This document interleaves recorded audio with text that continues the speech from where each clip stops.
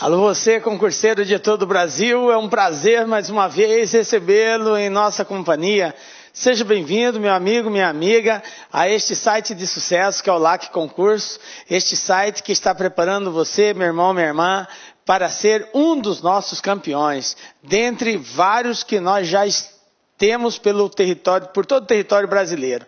Você com certeza será um dos nossos. Sou o professor Jefferson Fiel, professor de matemática e raciocínio lógico, e na aula de hoje nós vamos falar sobre conjuntos numéricos, mais especificamente sobre números inteiros, conjunto dos números inteiros. Algumas operações sobre eles, tá? E algo muito importante, também muito recorrente em concurso público, ver algumas propriedades também. Então vem comigo aí para nós iniciarmos nossa aula, falando hoje sobre números inteiros, galera. Então, o que nós vamos estudar nessa aulinha? Nós vamos ver o conjunto dos números inteiros. Para quem não conhece, irei apresentá-lo.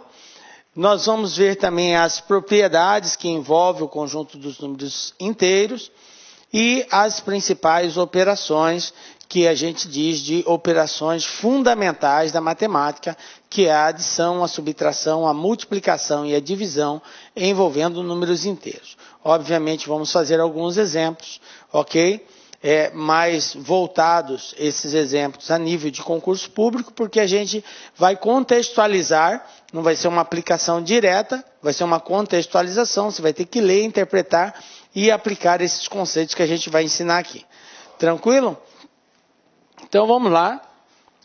Números inteiros, galera. Bom, o que é o conjunto dos números inteiros? O conjunto dos números inteiros também é conhecido e representado pela letra Z. Tá? Então a letra Z é a letra que representa o conjunto dos números inteiros.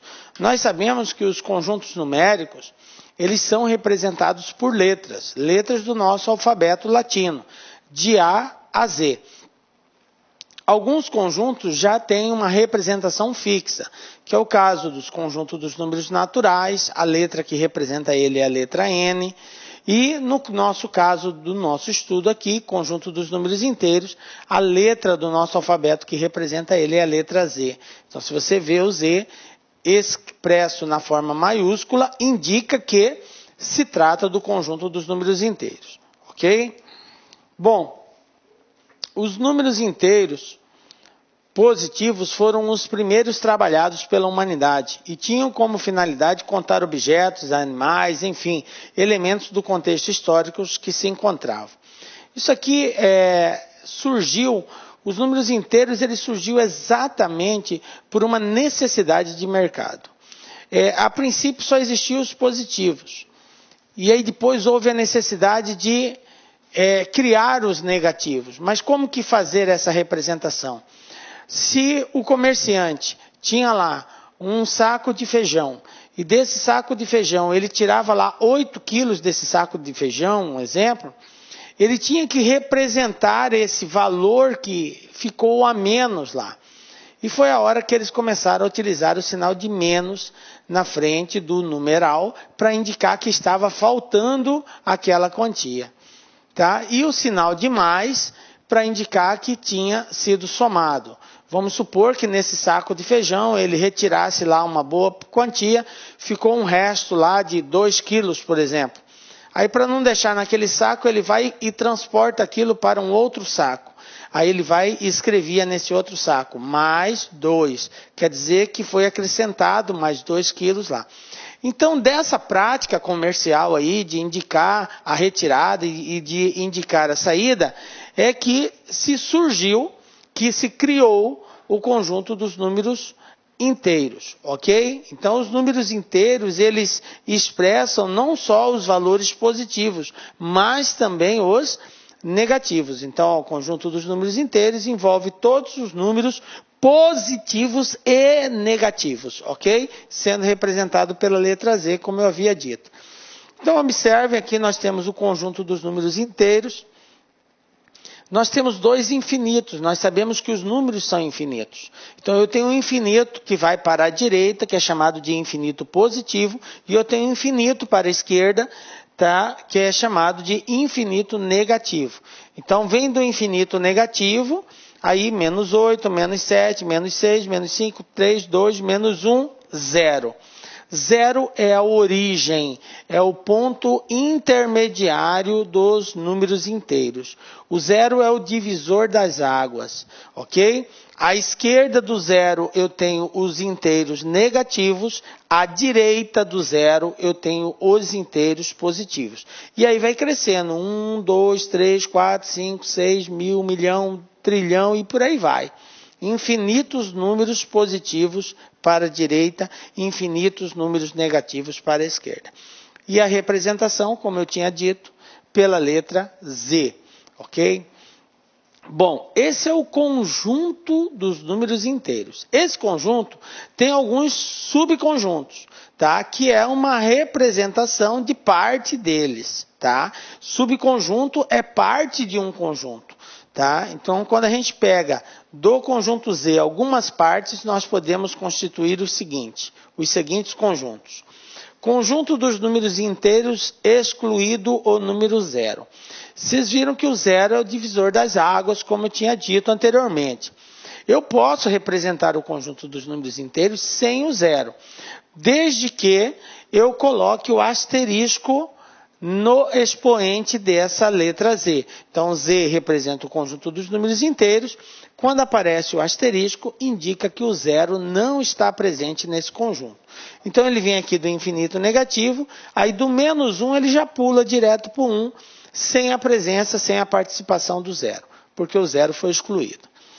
Um outro subconjunto que nós podemos representar é o conjunto dos números inteiros não negativos. E não se assuste com essa expressão não negativos, porque tecnicamente é a expressão utilizada. Nós poderíamos, até para facilitar a compreensão dos senhores, dizer conjunto dos números inteiros positivos. Só que tecnicamente não é essa a abordagem. Nós dizemos não negativos, ok? Mas entenda, quando nós dissermos não negativos, nós estamos referindo aos positivos. Então, ou seja, é o Z mais conjunto dos inteiros não negativos, ou seja, conjunto dos inteiros positivos. Então, começo aqui, 0, 1, 2, 3, 4, e assim vai para o infinito positivo. Assim como eu tenho os não negativos, eu também tenho os não positivos. Então, o conjunto dos números inteiros não positivos é o Z-. Nesse conjunto vai ter quem? Só os negativos. Então, vem do infinito negativo, menos 4, menos 3, menos 2, menos 1, ok? Essas são as representações. Isso aqui são chamados de subconjuntos do conjunto Z. Tá? Subconjunto dos números inteiros, porque é uma parte do conjunto dos números inteiros. Tranquilo? Bom, o conjunto dos números inteiros também pode ser representado em uma reta. Essa reta é chamada de reta numerada, ok? Então, eu vou expressar uma reta e nessa reta eu vou colocar todos os valores. Olha só, eu coloquei da esquerda para a direita, observe que a seta está apontando para a direita. Por quê, professor? Para indicar o sentido de crescimento do número inteiro. Então, nós entendemos que os números inteiros, sempre o número que está à esquerda é menor que o número que está à direita. Então, essa aqui é uma forma geométrica de representar os números inteiros. Então, quando se diz representação geométrica, é representação na reta. Observe que o 0 é minha origem, aí para a direita os positivos, para a esquerda os negativos. Então, uma forma geométrica, o conjunto Z é construindo uma reta numerada. Considerar o 0 como a origem, ok? O número 1 em algum lugar, tomar a unidade de medida como a distância entre 0 e 1. O que ele está dizendo? Que isso aqui é a referência, essa distância entre 0 e 1 é a mesma distância para nós irmos marcando os demais valores. 0 e 1, 0 e menos 1, ó. Observe que é o mesmo valor. A tabulação é igual, ok? Só como forma de representação. Bom, baseando-se ainda na reta numerada, podemos afirmar que todos os números inteiros possuem um e somente um antecessor e também um e somente um sucessor. Pessoal, a palavra antecessor e sucessor também ela é muito recorrente em concursos públicos. E a gente precisa entender a essência dela. O que quer dizer antecessor? Quer dizer que vem antes. O que quer dizer sucessor? O que vem depois, logo na sequência. O que essa observação aqui está querendo nos dizer? Que para cada valor inteiro, para cada número inteiro, eu tenho um antecessor e tenho também um sucessor. E tenho somente um antecessor e somente um sucessor. Por exemplo, o antecessor do menos 2, quem vem antes dele é o menos 3. O sucessor do menos 2 é o menos 1, porque é o que vem depois. O antecessor do 3 é o 2, que vem antes. O sucessor do 3 é o 4, que vem depois. Ok? Então, isso que é antecessor e sucessor. Uma outra questão aqui também muito importante para nós enxergarmos é o seguinte. Como a reta ela cresce da esquerda para a direita, qualquer número que estiver à esquerda é sempre menor que o da direita. Isso quer dizer que menos 3 é menor que menos 2. Ok? Que menos 3 é menor que 0. Aliás, o 0, galera, é maior que qualquer número negativo. Se você tiver um número negativo, o 0 sempre vai ser maior que ele. Ok? Quando for positivo, aí é normal. O maior número é o maior deles. Agora, quando eu estiver comparando dois números negativos, por exemplo, menos 45 e menos 10. Olha, observe que eu tenho dois números negativos. Se eu estiver fazendo a comparação entre eles, quando eles forem negativos, o maior número é o menor deles. Portanto, 45 menos 45 é menor que menos 10. Ok? Se for negativo, quanto maior o valor absoluto, menor vai ser o número. Ok? Se for positivo, aí é o contrário. Quanto maior, maior vai ser o número. Ok? Porque isso aqui causa muita confusão às vezes. O aluno vê dois números negativos e fica na dúvida de quem é maior e quem é menor. Tá? Se for negativo, o maior número é o menor deles. Se for positivo, normal. O maior é o maior mesmo. Tranquilo? Ordem e simetria no conjunto dos números inteiros, galera. Veja bem, o que é isso? Nós já vimos que o sucessor de um número inteiro é o número que está imediatamente à sua direita. Sucessor, ok? Vem depois, está à sua direita. E o antecessor do número de um número é o que está imediatamente à sua esquerda, ou seja, antes do número. Tranquilo? Bom, vamos ver um exemplo aqui. 2 é antecessor de 3, beleza?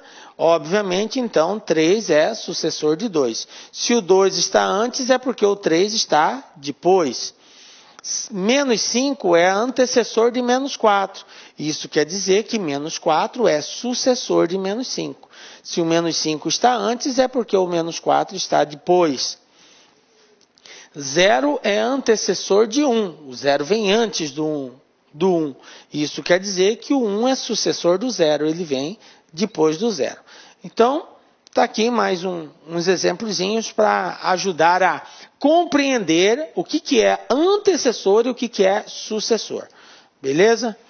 Bom, todo número inteiro, exceto o 0, possui um elemento denominado simétrico ou oposto. Tá? Veja bem, essa palavra simetria ou oposto, tá? É um valor, é um número, são dois números que comparados têm o mesmo valor absoluto, representam o mesmo número, porém eles têm sinais contrários. Então eu tenho aqui um menos z, todo número inteiro, exceto o 0. E ele é caracterizado pelo fato geométrico que tanto z como o menos z estão à mesma distância da origem do conjunto que é o 0. O que ele está querendo dizer com isso? Está querendo dizer o seguinte, que na reta, nós temos aqui a reta, isso aqui representando geometricamente o conjunto z. Eu tenho aqui a origem, que é o 0. Todo número inteiro possui um oposto. Quer dizer que eu tenho aqui 1, quem é o oposto de 1 é o menos 1. 1 e menos 1 são simétricos ou opostos, ou seja, a distância deles em relação à origem são iguais. A questão do sinal positivo e negativo é para indicar que um está à direita e o outro está à esquerda. Então, eu tenho aqui o 2 e eu tenho aqui o menos 2. A distância deles em relação à origem também é simétrica. Portanto, 2, o oposto dele é menos 2. O 3, quem é o oposto do 3? O oposto do 3 é o menos 3 e assim sucessivamente. Então, o oposto de qualquer valor é o mesmo valor com sinal trocado. Desculpem. O oposto de qualquer valor é o mesmo valor com sinal trocado. Tranquilo? Agora, entendam também que a palavra oposto e simétrico, elas querem dizer a mesma coisa. Qual é o simétrico de 5? É o menos 5. Qual é o simétrico de menos 20? É mais 20. Ok?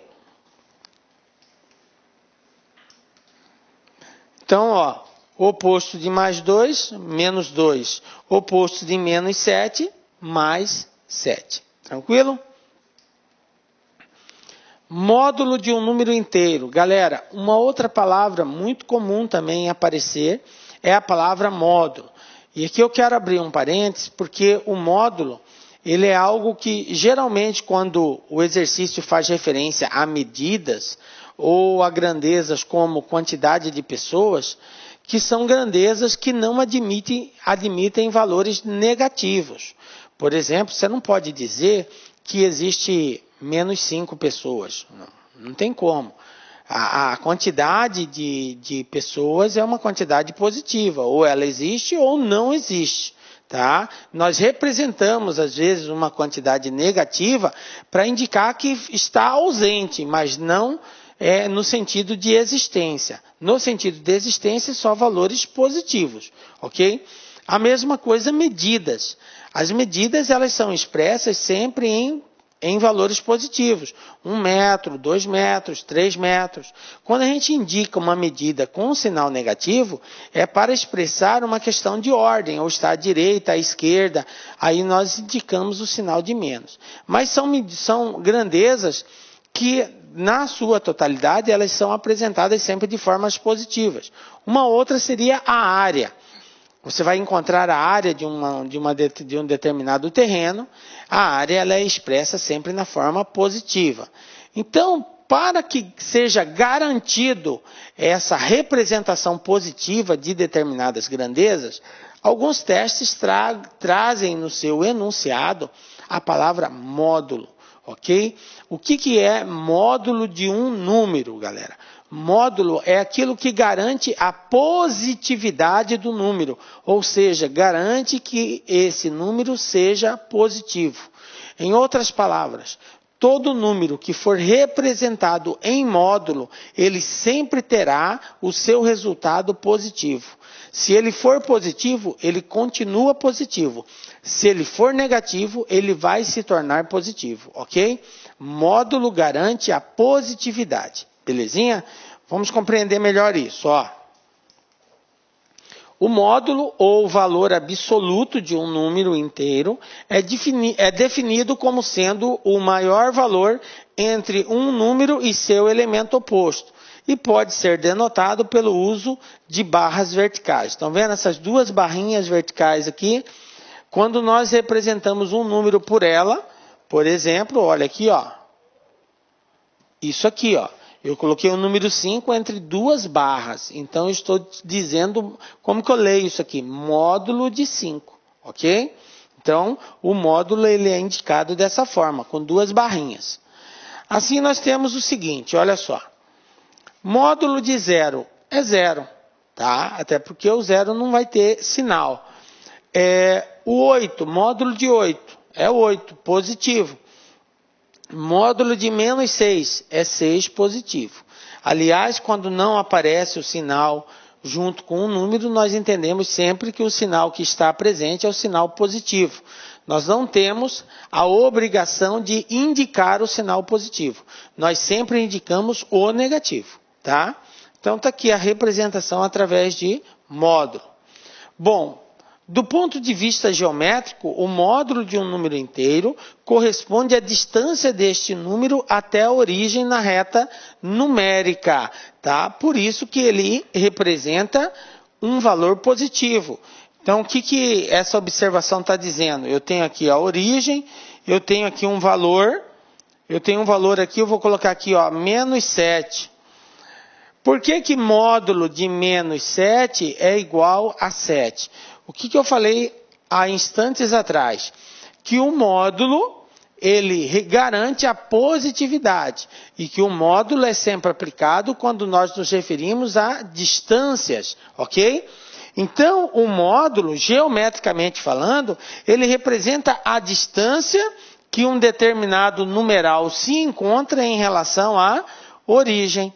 Então, o menos 7 está a 7 unidades de medidas da origem, ok? Por isso que menos 7 é 7. E mais 7, professor, é 7 também, tá?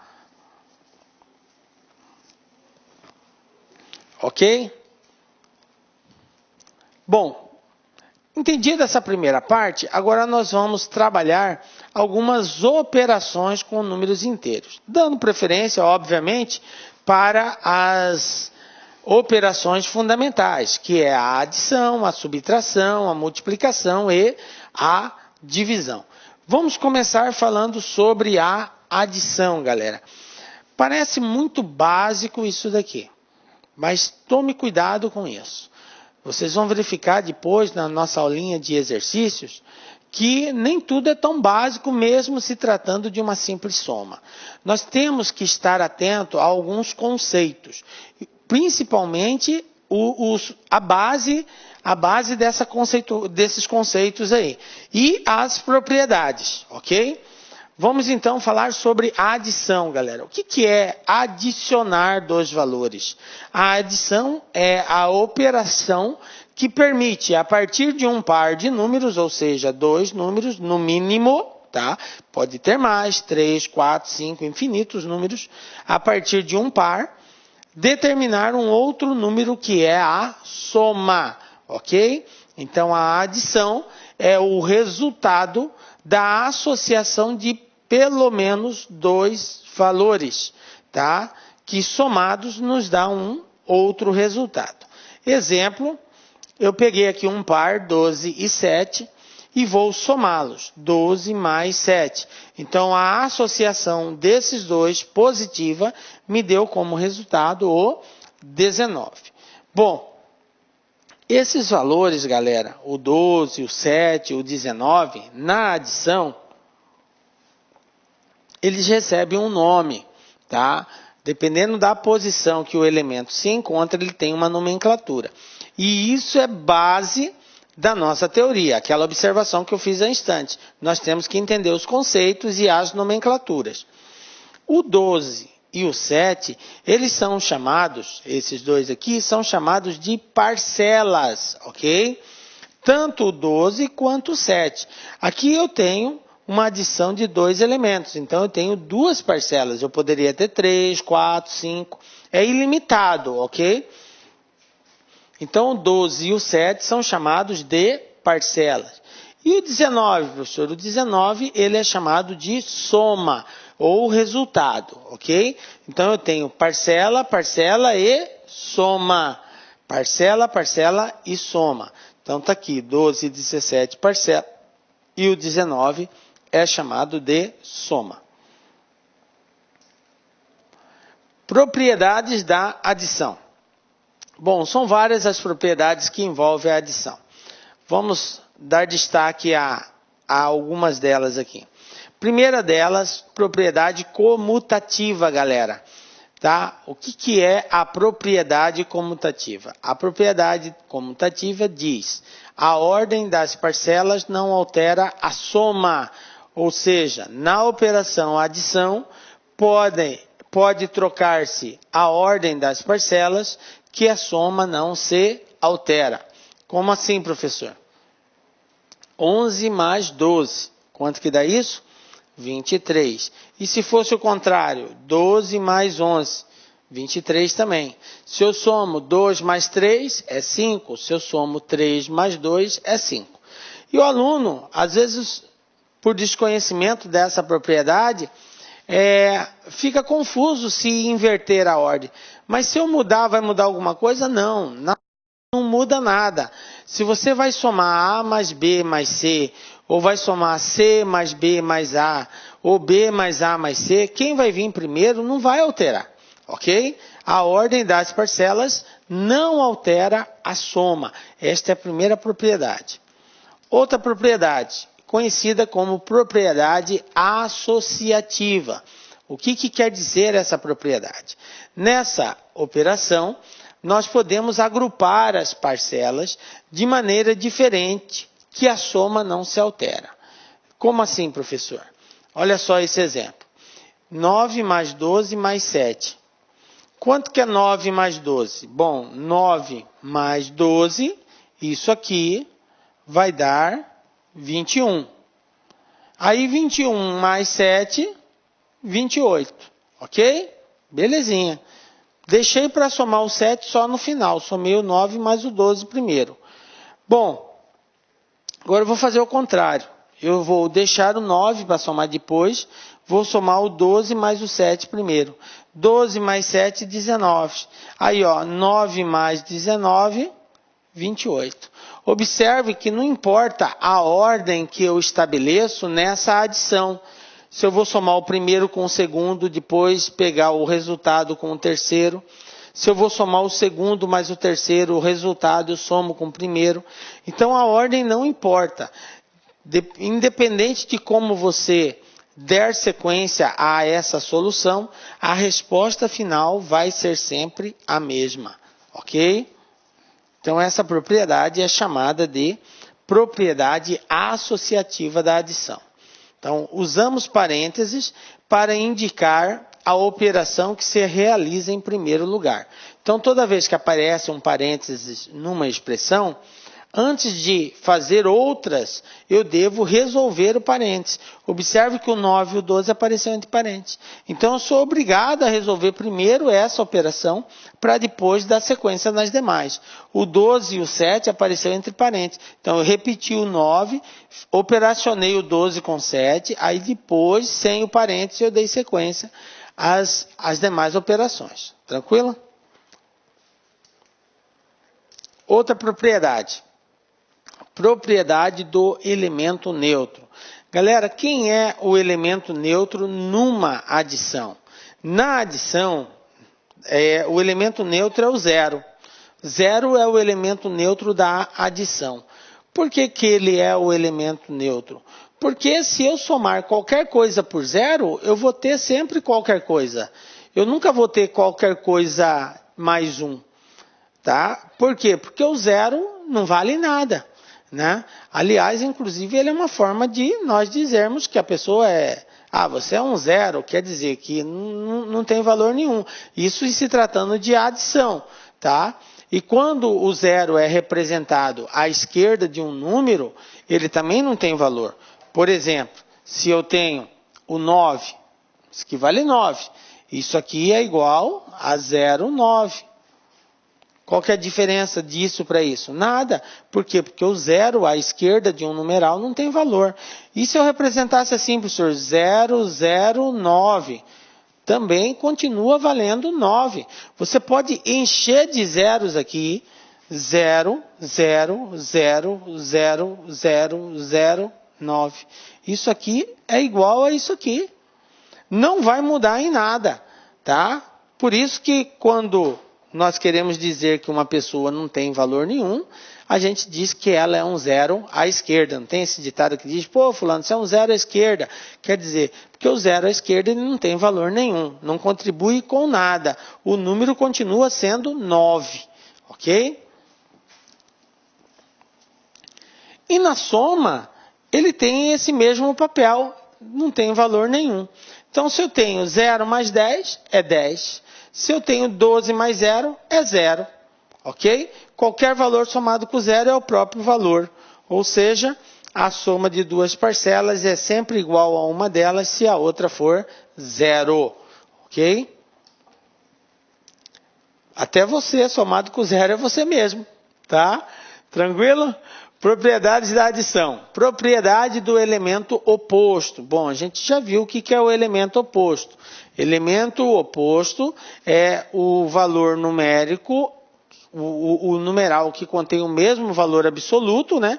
Porém com um sinal contrário, tranquilo? Isso que é número oposto ou valor oposto.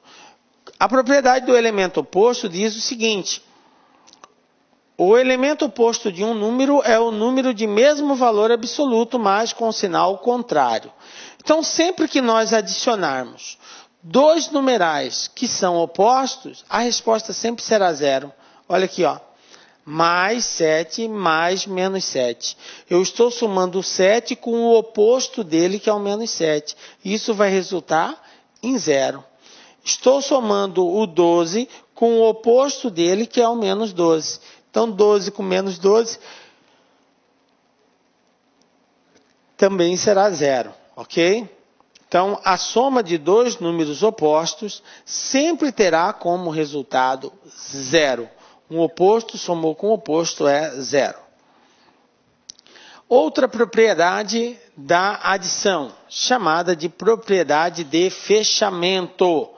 O que quer dizer esta propriedade? Esta propriedade é válida para números inteiros, ok? E ela diz o seguinte: a adição de dois números inteiros dá como resultado outro número inteiro. Em outras palavras, se eu somar um número que é inteiro com outro número que é inteiro também, o resultado disso, a soma, vai ser um número inteiro. Não vai dar um número decimal, tá, expresso por vírgula, vai dar um número inteiro, porque a diferença é essa. O número decimal ele é expresso por vírgula, já o número inteiro não tem vírgula nele. Então, se eu somar dois inteiros, eu vou ter sempre como resposta um outro inteiro. Exemplo, 9 é um número inteiro, 7 também é um número inteiro. 9 mais 7 deu 16, que é outro número inteiro. Menos 9 mais 7, menos 9 mais 7 me dá como resposta menos 2, tá? E me deu um outro número inteiro. Observe que eu somei um número negativo com um positivo e me deu uma resposta também um número inteiro. Tranquilo? Mais 9 com menos 7 vai dar mais 2, também é outro número inteiro. Menos 9 com menos 7, menos 16, também é um número inteiro. Ok? Observe, as parcelas são números inteiros e a soma também é um número inteiro. Tranquilo? Bom, vamos ver um exemplo agora de aplicação desses conceitos que nós vimos até agora sobre adição, que é a primeira das operações fundamentais da matemática aí, tá? Exemplo 1. Vamos lá. Numa adição com duas parcelas, se somarmos 8 à primeira parcela e subtrairmos 5 da segunda parcela, o que ocorrerá com o total? Aí eu tenho as alternativas aqui.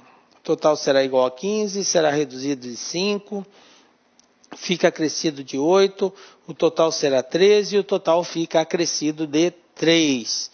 Bom, galera, vamos lá, vamos pensar um pouco aqui. Aquilo que eu disse no início, que é importante a gente entender a nomenclatura e os conceitos da base, tá? Observa que ele falou duas parcelas. Então, eu tenho dois elementos sendo adicionados. Aí ele falou que se somarmos 8 à primeira e subtrairmos 5 da segunda, o que ocorrerá com o total? Bom, o aluno despreparado, ele vai ficar meio doido aqui. Ele vai dizer, eu tenho duas, então vou chamar uma de X, vou chamar uma outra de Y. Aí, o que eu vou fazer? Eu vou somar 8 na primeira, vou tirar 5 da segunda, e aí ele pode até chegar na resposta, mas vai dar um puta trabalho para ele aí. O que nós temos que entender é o seguinte, são duas parcelas, certo? Duas parcelas, que se você quiser chamar por X e Y, A e B, C e D, você pode chamar. Mas no nosso caso aqui, não importa, porque o exercício em nenhum momento ele quer saber da parcela. Ele não quer saber quais são essas parcelas. Ele faz referência ao total. Então eu vou dizer que X é o total dessa soma. ok? É o resultado dessa soma. X é o total. Beleza? Aí ele falou, se somarmos 8 à primeira e subtrairmos 5 da segunda, o que vai acontecer com o total? É simples, é só pegar x, somar com 8 e subtrair 5. Aí eu tenho o seguinte, x mais 8 menos 5. Aí você pensa, professor, mas ele mandou somar na primeira. Somar na primeira, na segunda, tirar da primeira ou da segunda, de todo jeito eu estou somando ao total, estou subtraindo do total. Porque qualquer valor que eu acrescentar na primeira, automaticamente esse valor é acrescentado no total. Qualquer valor que eu tirar da segunda, automaticamente esse valor é tirado do total. Então é muito importante a gente entender essa associação. Portanto, olá, meus amigos, minhas amigas, sou o professor Luiz Antônio Carvalho e com muito prazer, muita satisfação, estou aqui para fazer um convite e ao mesmo tempo um desafio para você, meu amigo, minha amiga, que vai concorrer ao concurso Copasa 2017 de Minas Gerais. Meus amigos e minhas amigas, nós aqui do Lá Concursos preparamos um curso super competitivo, um curso super atualizado, um curso completaço que eu tenho certeza absoluta que vai te ajudar muito na sua aprovação. Olha só, qual que é o desafio? Nós incluímos uma cláusula de garantia neste curso. Cláusula de garantia, é isso mesmo. Durante 7 dias, você pode fazer a sua matrícula normalmente aqui no site do Lá Concursos, né? Nesses 7 dias você pode assistir quantas videoaulas você quiser, quantas vezes você desejar. E durante esse período, é um período de quê? De demonstração, de degustação. Se você não gostar da videoaula, durante esse período de 7 dias, você pode estar entrando em contato com a nossa central de atendimento via e-mail, tá certo? Via e-mail, só fazer, desejo o cancelamento do curso, esse é meu nome aqui, meu e-mail, aqui são meus dados, não precisa justificar o porquê disso. Só vai lá, solicita o cancelamento durante esses 7 dias, que nós iremos devolver o seu dinheiro integralmente. Não vamos cobrar nem as aulas que você vai assistir nesse período e nem o material de apoio. Só faz isso por quê? Só faz isso quem confia no trabalho, quem está seguro disso. Então essa é a cláusula de garantia, nós confiamos no nosso trabalho. Este não é um curso normal, é um curso competitivo. Papo reto com vocês, preste muita atenção. Se vocês assistirem essas videoaulas 2 vezes, você vai ficar super competitivo no concurso, pode ter certeza disso. Tá certo, meus amigos? Então, espero vocês. Já esquecendo, o material de apoio dessa videoaula do professor que você acabou de assistir, claro que foi só um pedaço da videoaula do professor, em torno de 30%, você pode baixar esse material de apoio free, 0800 para você no site, basta você acessar o laconcurso.com.br, lá em cima em documentos, procurar a pasta aí, fazer o download gratuitamente. Isso só ocorre aqui no LAC. Forte abraço, fique com Deus, espero vocês aqui no LAC. Fui! Clique LAC.